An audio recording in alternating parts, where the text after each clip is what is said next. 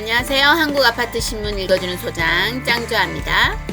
오늘은 용역계약 정산규정 깜빡한 소장에게 900만원 발상 판결이라는 제목인데요. 입대이도 과실이 있어 50%만 책임으로 소제목이 나와있네요. 아파트 관리소무소장이 청소용역계약에 정산규정을 명시하지 않았다가 입주자 대표회의에 일부 손해배상 책임을 지게 됐다. 의정부 지방법원 판사 최규현은 모 아파트 입대이가 소장과 청소용역업체를 상대로 제기한 손해배상 소송에서 소장은 900여만 원을 배상하라고 판결했다. A 아파트 입대이는 2014년 8월부터 2년 단위로 청소용역업체 B사와 계약을 체결했다. B사가 2016년부터 2021년 12월경까지 A 아파트 입대위로부터 지급받은 청소용역비 중 근로자에 대한 퇴직 충당금 명목은 6,635만여 원이다.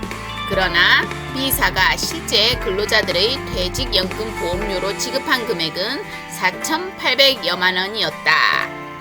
차액 1,800여만 원은 1년 미만 근무 대사자에 대한 퇴직연금 보험료였다. 이에 A 아파트 입대인은 B사와 C 소장에게 손해배상 소송을 냈다.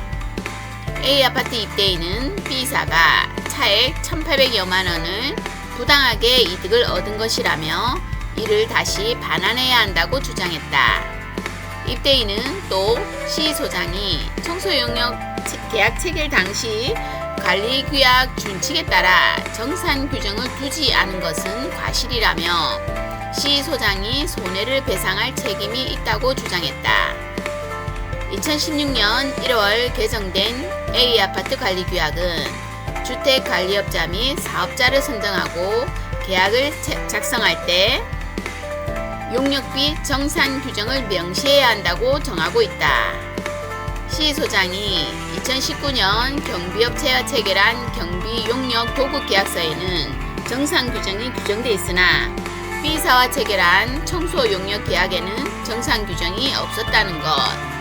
재판부는 B사의 부당 이득을 인정하지 않고 C 소장의 손해배상 책임은 일부 인정했다.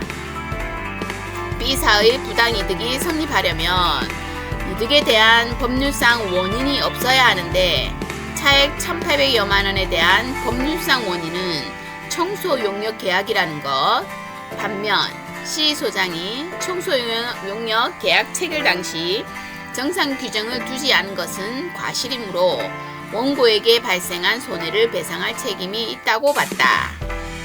C 소장은 청소용역업체 선정 및 계약서 내용은 전적으로 입대의 의결 결과에 따르게 된다며 손해배상 책임이 없다고 주장했다. 그러나 재판부는 원고가 계약에 정산 규정을 두지 않을 것을 결의한 사실까지 입증되지는 않는다며 C 소장의 주장을 받아들이지 않았다.